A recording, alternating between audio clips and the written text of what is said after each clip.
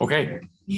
Right. So last time we were talking about the Euler-Lagrange equations, and we saw that these equations arose as a necessary condition to a problem in the so-called calculus of variations.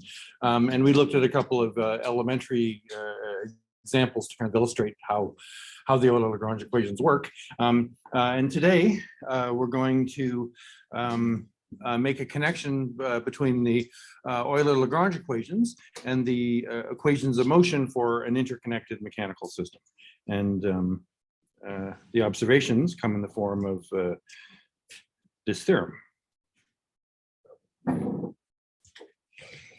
Okay, and so in the theorem, we're going to consider an interconnected mechanical system with configuration manifold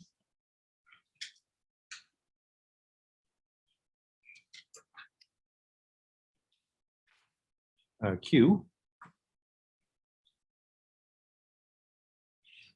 Okay, and we're talking here about equations of motion, so I need to say something about forces.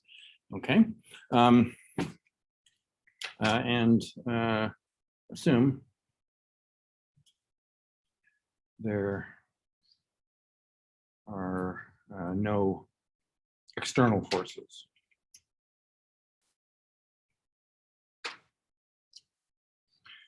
Okay, and we talked a little bit about forces when I talked about the equations of motion for a single rigid body. So these are the Newton's equation in the translational component, and the equations of motion and the rotational component are Euler.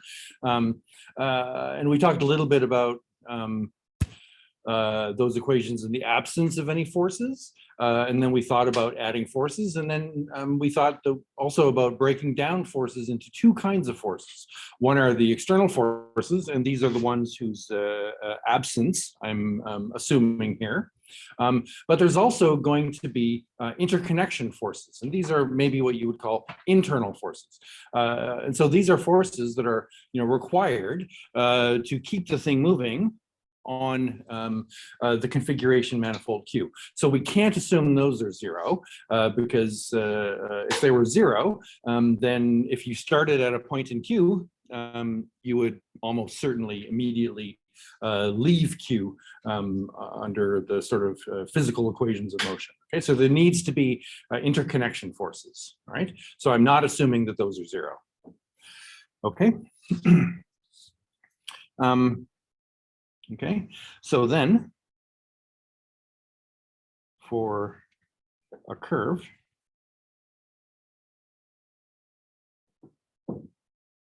gamma,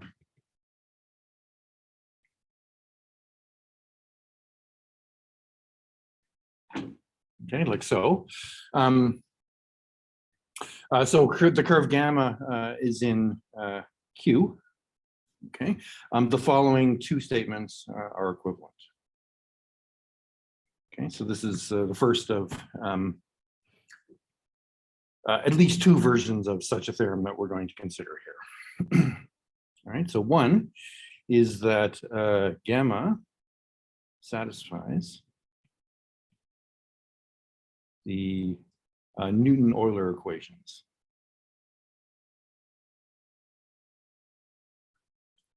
Okay, so these are the equations that I wrote down, and these are the conservation of momentum equations in the absence of any external forces.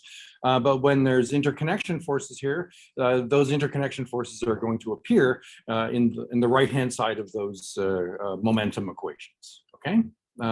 So that's what I mean when I say it satisfies the Newton-Euler equations. Another way of describing this is to say what you did in first year. Okay.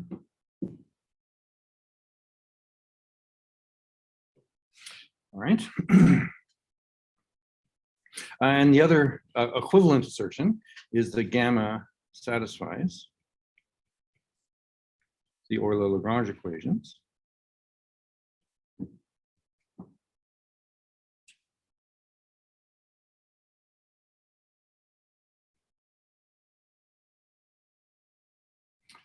for a certain Lagrangian, for the kinetic energy Lagrangian.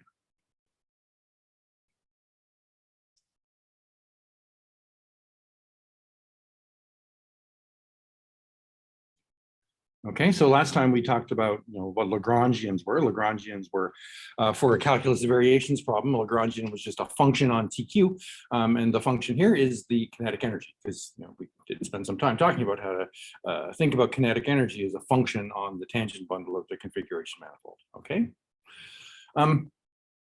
So let me say a few words about how you might prove such a theorem. Most of the proofs you will see of this theorem are quite unsatisfactory from the point of view of this course. Okay, so in other words, what I mean by that is you can go off and prove this theorem in a way that looks rather orthogonal to everything that we've done so far.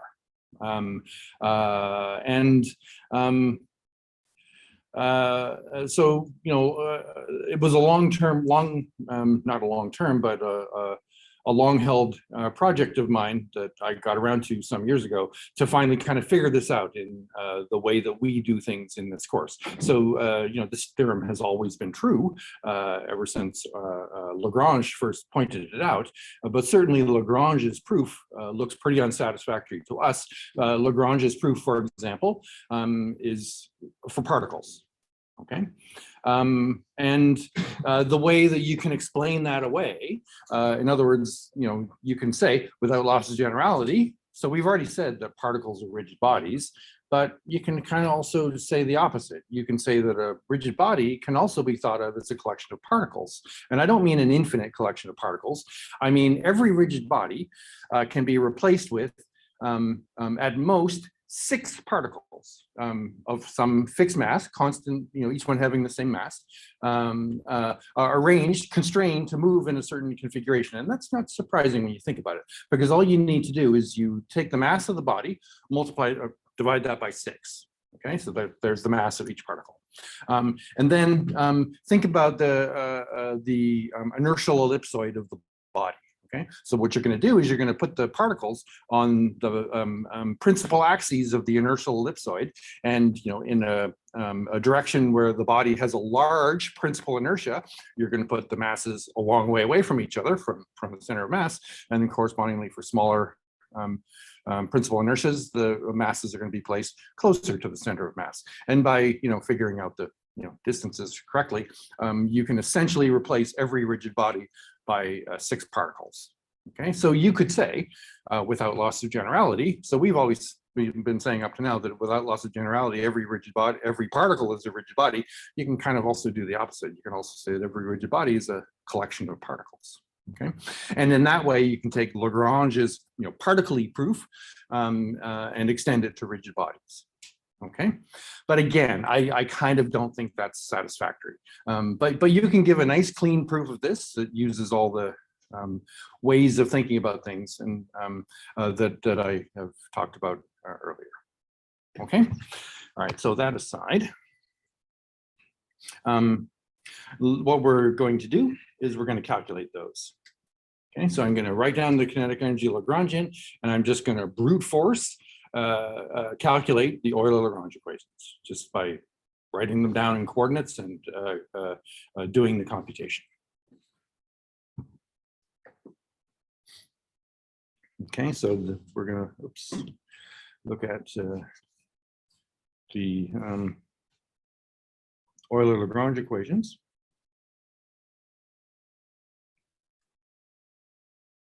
For the kinetic energy Lagrangian.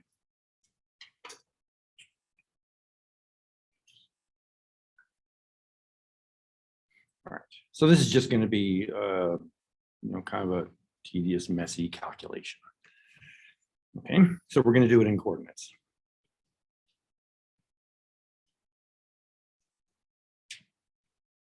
Not because that's the best way to do it, because that's the quickest way to do it.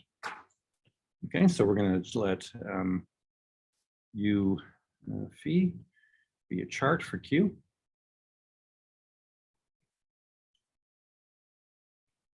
With coordinates. Q1, Qn, and tangent bundle coordinates, because the Lagrangian is a function on the tangent bundle.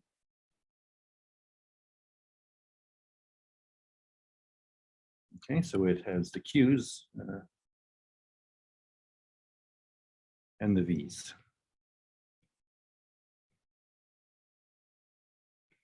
Okay, so then our Lagrangian, then Ke as a function of, so I'm writing down not Ke, but I'm writing down the local representative of Ke in this coordinate chart, okay? And it's the kinetic energy. So it's 1/2. So you remember what you know, the actual formula is. The actual formula is that it's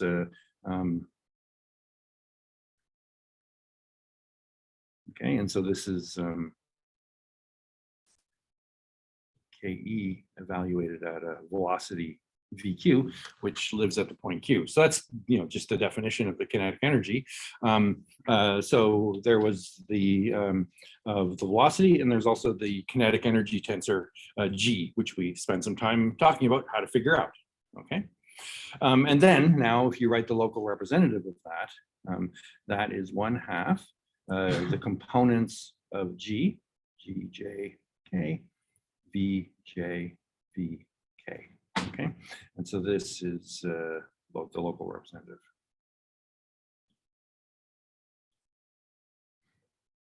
Okay, and that's what we're going to do to calculate the Euler-Lagrange equations. So you'll remember from last time, the Euler-Lagrange equations were this. So it was d2L by dvj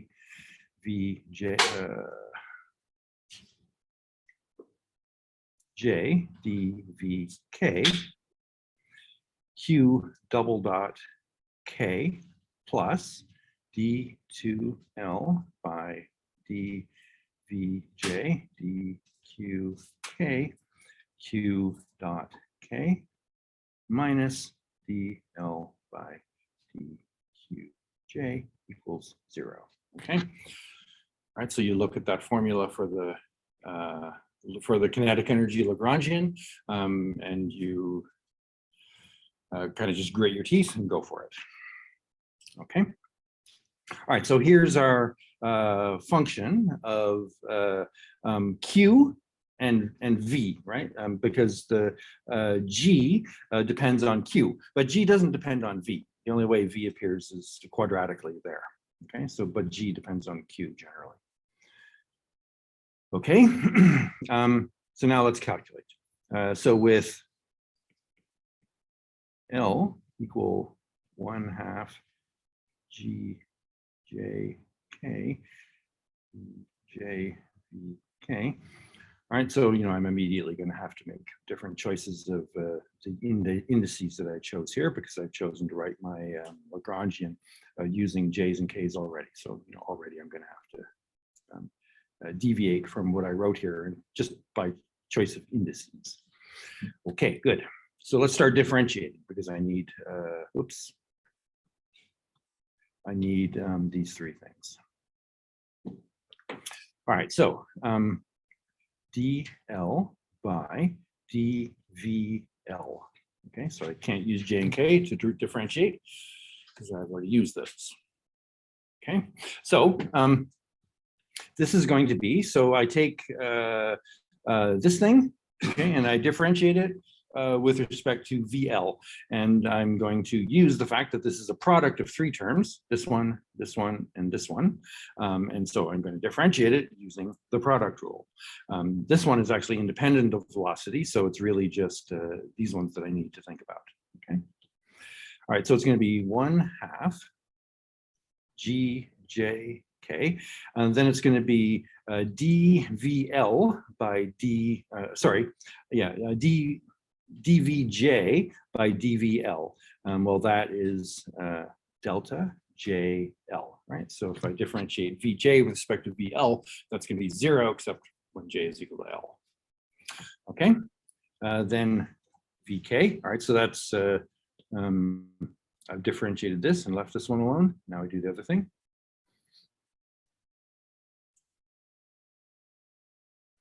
Vj, and then it's delta KL. Okay, so now I do the Kronecker delta thing, right? Because J is being summed here, and K is being summed here. Okay, so this is 1/2 GLK VK plus 1/2 JL VJ. All right. Okay, now I use the fact that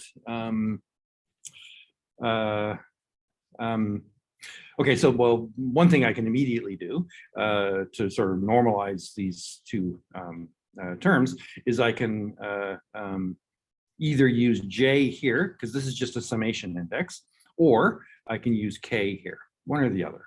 Doesn't matter which. I'm going to use J. Right, so this is going to be 1/2 G LJ VJ plus 1/2 G JL VL. Okay, so all I've done is just renamed the summation index in one of the two terms.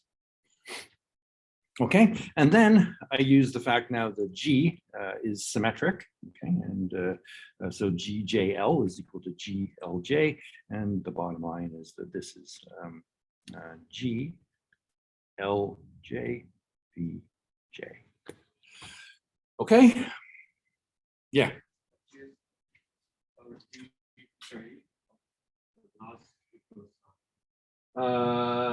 Yes, that's right. The last thing should be this one, right? J. Yes, thanks. Okay. All right. Good. So now I can do these two terms, right? Okay. So I first have then D2 L by D V L D, and again I just have to make a choice of thing I'm differentiating with respect to that's different than that, and so it's, let me use V M. Okay, and so this is going to simply be by the same kind of calculations as I did up there. This is simply going to be GLM. Okay, and D2L by DVL. So I'm going to make some choices here, and they're going to turn out to be wrong, but it's easier to figure that out after the fact than before. I'm going to use an M here. That's, I know for sure that's not the right thing to do, but not in the end. I mean, it's okay to do this, but I know I'm going to have to change it, but I don't know what I want to change it to. Okay, so I'm going to be differentiating this thing with respect to QM. Okay, so V is independent of Q, right? So the coordinates are Q and V. So you know, in the same way that the derivative of Vj with respect to VL is 0, except when L is equal to J, the derivative of VL with respect to Qj is always 0. Okay. Okay, and so the point is I'm going to be just differentiating this part here, and so this is dg lj by dqm vj. Okay. All right. All right. Does that sort of make sense? All right. So that gets me these two terms, and now I need this one. Okay. And so that's just straightforward. DL by DQ. And again, I have to make some choice of Q that I'm going to differentiate with respect to. And let me use L, okay, to match what I did before. Okay, so this is going to be 1/2 D G J K by E Q L V J V K. Does that make sense? Okay, so now I just assemble everything together into this big mess. Okay, and I need to put, so I'm keeping in mind that I'm differentiating along a curve gamma in part 2 here. I'm now going to replace the V's with Q dots, okay, because that's what they are. All right. So then the Euler-Lagrange equations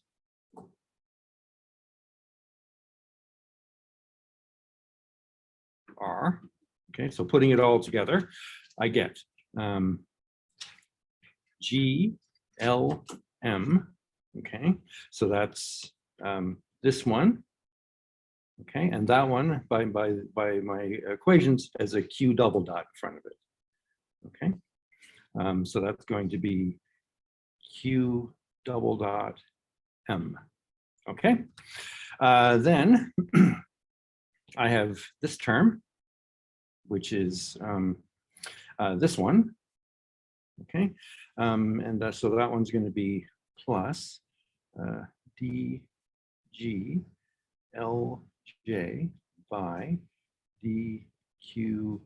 Oh, sorry, no, sorry, that's right. I apologize. Yeah, D Q M. Then it's Q dot J. Okay, and then in the Euler-Lagrange equations, I have up here, I have a Q dot K, but here I've used M instead of K, so it's Q dot M. Okay, and then finally, I have minus that term, okay, which is this one. All right, so minus 1/2. Okay, so it's D G L, oh, sorry, J K by D Q L V, and now I'm using Q's instead of Q dots instead of V, so it's Q dot J, Q dot K. Okay, good. All right, so now what I'm going to do, and so this is equal to 0. Okay, so those equations are correct, provided I didn't make any mistakes. And we will be able to detect if I made any mistakes if the next part of the calculation gets all becomes incorrect, because I know what the final answer is. Okay. All right, so I could stop here, and those are literally the Euler-Lagrange equations. Okay, but what I'm going to do is I'm going to manipulate these a little bit into something which it turns out will not be recognizable to you right now, but it's recognizable to me. And the components of those equations that we can recognize are important. Okay, so I'm going to manipulate this into a form where we can pull out things that turn out to be interesting. Okay, so the first thing I'm going to do is I'm going to make sure that I'm summing over the same indices here for the Q dots, just because I should do that. Okay, because it's going to make it easier for me to collect these two terms together. Okay, so let me not rewrite the equation. Let me just do a little replacement here. Okay, and I'll just put a K. Oops, a K. Okay, so now that it has the benefit that it's Q dot J here, Q dot K, Q dot J, Q dot K, and Q dot J, Q dot K. All right. Okay, so what I'm going to do is I'm going to call this whole business here. I'm going to call that A, L, J, K, Q dot J, Q dot K. Okay, so I'm just going to name the coefficients. So this minus that, I'm going to call A. Okay, so A, L, J, K is D, G, L, J by dqk minus 1/2 dgjk by dql. Okay. And so now I'm going to do something which seems like it's not the right thing to do because it doesn't actually simplify the form of the expression, but I'm going to do it anyway. And I'm going to write ALJK.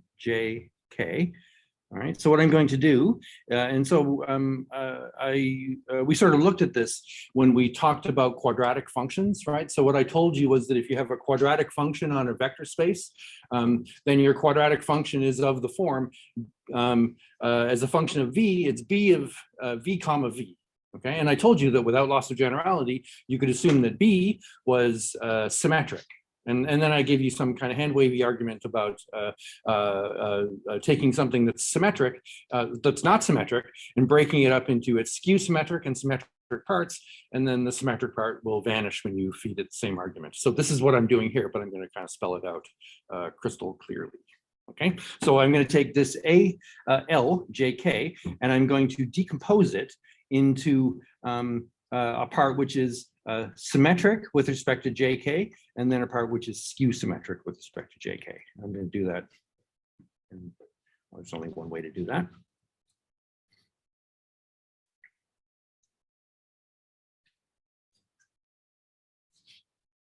So this is the symmetric part. Okay, so that expression is obviously symmetric in J and K.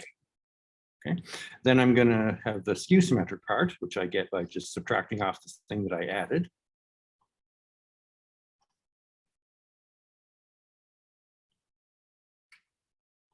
Okay, and so this part now is skew symmetric with respect to J and K. And so I claim that A L J K Q dot J Q dot K is equal to just the symmetric part applied to Q dot J Q dot K. Okay, so I don't have to consider the skew symmetric part. Okay, so that's equal to 1/2 A J L J K plus A L K J Q dot K. Sorry, doesn't actually matter, but Q dot J Q dot K. Okay, and so to prove that simple thing, all I need to do is show that when I take this and I multiply it by Q dot K, Q dot J, Q dot K, it's equal to 0. Right? So denote, let me just, to save me having to continually write all of this stuff, let me just denote B, L, J, K to be the skew symmetric part. So it's 1/2 A, L, J, K minus A, L, K, J. Okay, so then, okay, so what I need to do is I need to show that this applied to Q dot J, Q dot K is equal to 0, but I'm going to use B instead. Okay, so then B, L, J, K, Q dot J, Q dot K is equal to, okay, so now I'm just going to write down a bunch of things that are true and end up arriving at the conclusion that this thing must be 0. Yes? In the line before you're playing, Yeah. is the second term supposed to be LKJ or LKJ? Sorry, this one here?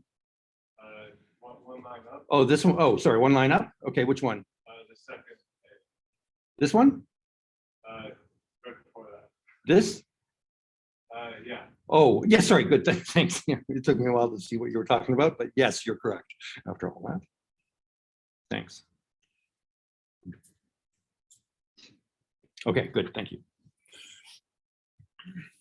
Okay, so like I said, I'm just going to write down a bunch of things that are true. So, so, you know, I'm going to belabor this in kind of a stupid way, but I think it makes it clear what's going on. Okay, so the first thing I'm going to do is I'm going to just rewrite this expression, and I'm going to switch just visually k with j. Okay, so I'm going to put j, I'm going to replace j with k and k with j. All right, so this is b l k j q dot k q dot l, sorry, j. All right, so that's just the same thing, and I've just renamed the summation indices.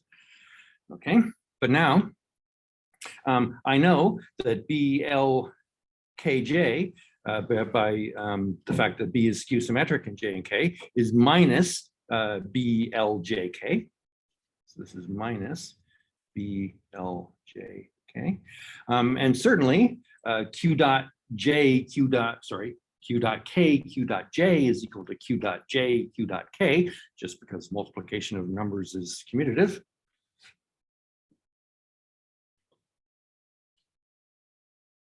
Okay, and so what I've shown, therefore, is that this thing is equal to minus itself. Okay, and the only number that's equal to minus itself is 0.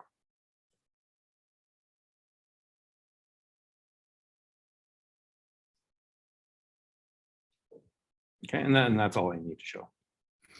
All right, and so when I apply Q dot J, Q dot K to A in this way, all that remains is the symmetric part.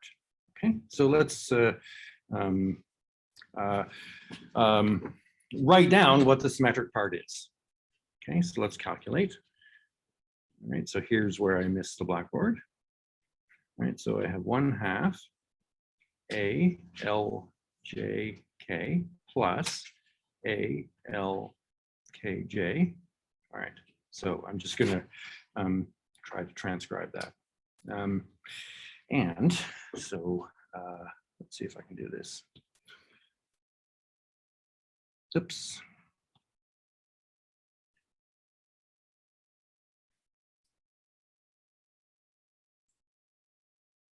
Okay.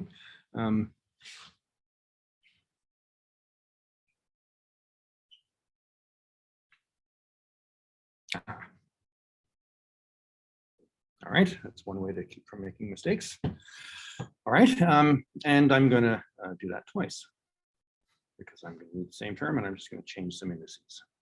All right, good. All right, so this is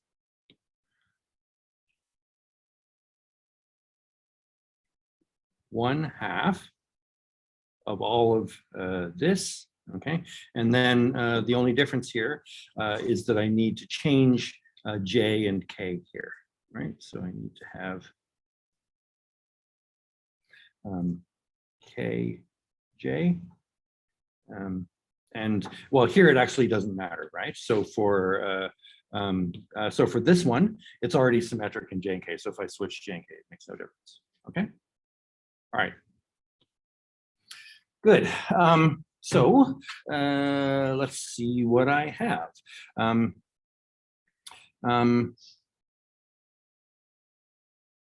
So. Yes, okay, good. All right, so this is, so now let me just sort of pull everything together. So this is 1/2, all right, so it's dg lj by dqk plus dg lk by dqj minus dg JK by DQL. All right, good. All right, so I recognize that as being correct. So so I didn't make any mistakes, at least not ones that I forgot about and didn't include in my last part of the calculation. All right. Okay, good. So so that gives us then. And like I said, you can debate whether you like that term better than that term. Okay, you know, the one has 3 bits to it, the other one has 2, but this one has the benefit that it's kind of minimal in some sense. It only has the symmetric part, all right? But anyway, that's the one we're going to use. Okay, so where are we now? So we're here. So what we have now is we have G, L, M. Okay, so the Euler-Lagrange equations now are G, L, M, Q double dot M plus 1/2, so that it was A, L, J, K, Q dot J, Q dot K. So we're just going to substitute in all this stuff. So it's D, G, L, J, by D, oopsie, Q, K, plus D, G, L, K, by D, Q, J, minus D, G, J, K, by D, Q, L, and then it was Q dot J, Q dot K equals 0. Okay. All right. So almost there. Okay. So these look like they want to be differential equations. They want to be second order differential equations. And the reason they want to be second order differential equations is that, right? But they're not quite second order differential equations yet, because for them to be second order differential equations, the second derivative should be sitting all by itself. Because as we saw in these, in the silly examples that we did last time, it can be the case that the coefficient here is, for example, 0. In which case you can't solve for the second derivative. But here the coefficient is not 0. The coefficient is the components of the kinetic energy metric. And what do we know? So we know, or at least one of our assumptions is, and I talked about this when we talked about the kinetic energy metric. The kinetic energy metric is always, when you work it out in practice, positive definite. Okay, by definition, it's positive semi-definite, but if you do your modeling correctly, it'll be positive definite. And what do I mean when I say do your modeling correctly? I mean, don't assign a rotational variable to a particle. Okay, that's what I mean. Because if you assign a rotational variable to a particle, that will have 0 inertia on it, right? Because a particle doesn't have any moment of inertia. And so therefore you're going to have some configuration variables that have no mass associated with them. And that will lead to your kinetic energy metric being only positive semi-definite. But you won't do that, right? You just won't do it. Intuitively, you understand when you do the modeling that particles don't have inertia. They only have mass. Okay. All right. The point is that the kinetic energy metric is positive definite.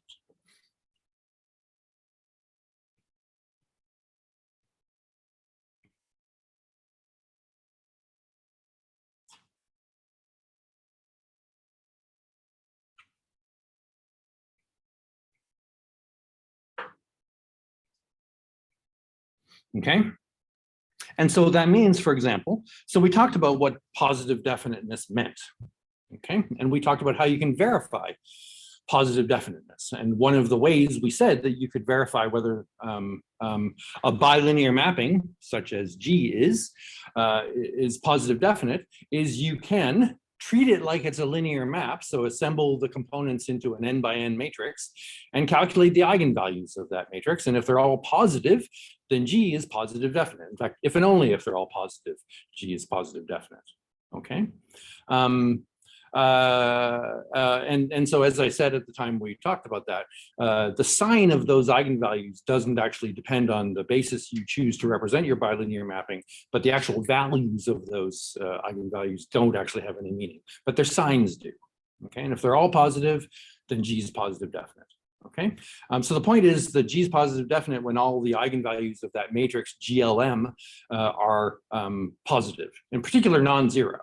Okay, so that means that that matrix is invertible, because remember the linear mapping is invertible if and only if it has no 0 eigenvalues, okay, or at least one on finite dimensional vector spaces.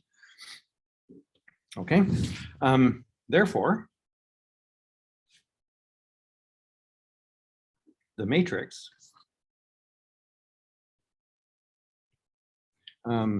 G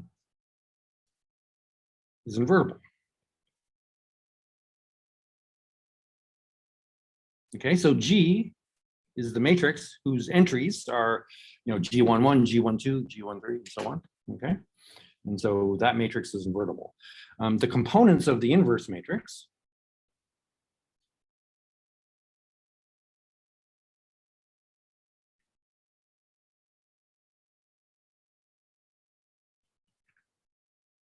we're going to denote those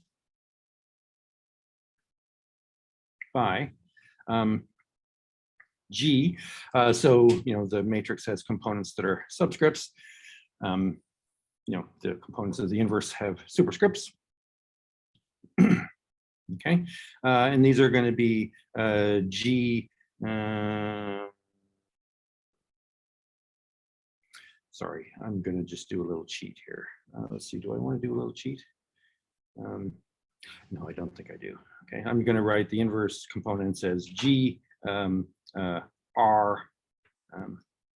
L. Okay, for R and L from 1 to N. Okay, so the point is you take this matrix, you take this matrix, calculate its inverse, and the components of that matrix, you denote those by G super RL. Now, in the computation of the Euler-Lagrange equations, this is where you'll see when you try to work this out. For example, for the project you have to do, if you choose an anywhere even remotely interesting example, you're going to find that the inverse of G is some gigantic, horrible expression. Okay, and the reason is very simple. When you invert, symbolically invert a matrix, right? There's two things you do, right? The first thing is you compute the cofactor matrix, right? So you go and you delete rows and columns, and you calculate determinants and put those in the entry, the column and row entry that you just deleted with appropriate signs. So that's one part. That's how you kind of populate your matrix. And then you divide the whole thing by the determinant. Okay. And so, you might have the determinant of some horrible 4x4 matrix as a denominator, and each of those components of the inverse of the kinetic energy metric matrix. Okay, so that's one of the contributing factors to the awfulness of the equations of motion for these systems, is exactly calculating the inverse of G. It's not hard conceptually, but and it's not hard in practice either, because you don't actually do it. You do it on the computer. Okay, but if you do these things by hand, that's where you start gagging. Okay. But that aside, we don't care about that. We're just doing symbolic computations here. And so what I'm going to do then is I'm going to take this equation and I'm going to multiply it by the inverse of that in the form of that. Okay, so I have G R L G L M Q double dot M plus 1/2 G R L, okay, D, soon getting to the point where I'll never write this expression again.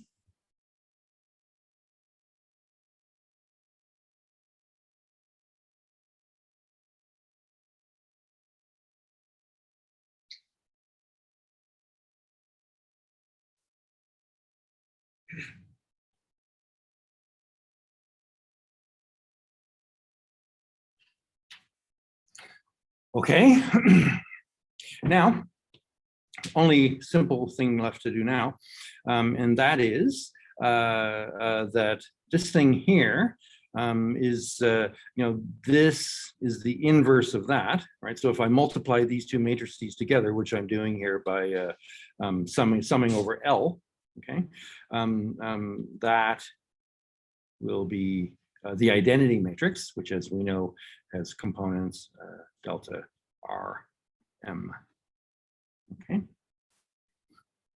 Therefore, when you apply delta Rm to Q dot M, you get Q dot R. Okay, so this whole thing just simplifies to Q dot R. Q double dot R. Okay, and that's good, because that's what I wanted to do. I wanted to write this as a genuine differential equation which meant isolating the second derivative. So that's what that does. And so the only thing I'm going to do now is just do some changes of summation variable. Okay. And I'm going to, the only thing I'm going to do is I'm going to swap out R with M. Okay. So bottom line. So this is the kind of final form for our purposes of these equations of motion.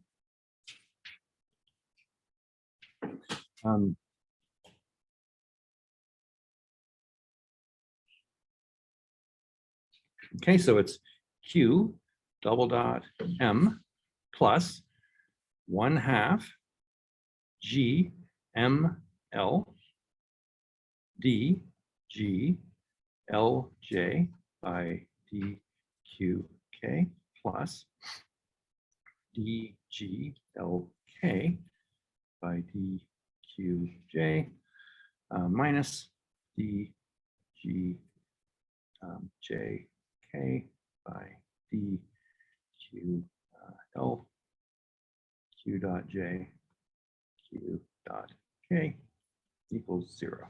Okay, so that's the final and good form of the equations that I like. And again, as I told you when we started out to do this computation, you're going to not know why that's a good form for these equations. So we're going to start thinking about that over the next couple of weeks. Okay, and the reason is that this business right here. Okay, so the not including the Q dot J, Q dot K, right? So the coefficient of Q dot J, Q dot K, that thing, okay, is a thing, okay? And the notation you use for that is gamma. I'm going to put a G on top of it because it depends on G, okay? So it's going to be gamma M J K, okay? All right, so that's like I said, that is an object that has actual geometric meaning, and we're going to talk about what the geometric meaning of that is. Okay, but in any case, this thing is what's called these things. So as M and J and K go from 1 to N. Okay, these are the what are called the Christoffel symbols.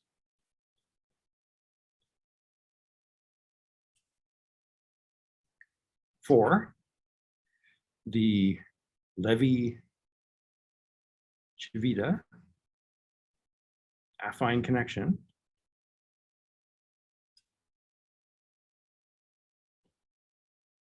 associated to G. Okay, so you have a kinetic energy metric, which is mathematically this a Riemannian metric, just a positive definite bilinear mapping on each tangent space. And corresponding to G, here's a calculation that you can do, right? You can calculate these things. And it turns out, like I said, that these have geometric meaning, and this is what that geometric meaning is. So we have to unravel all of that. We have to say what Christoffel symbols are. We have to say what an affine connection is. We have to say what the particular Levi-Civita affine connection is. So that's going to take us a few weeks. Okay.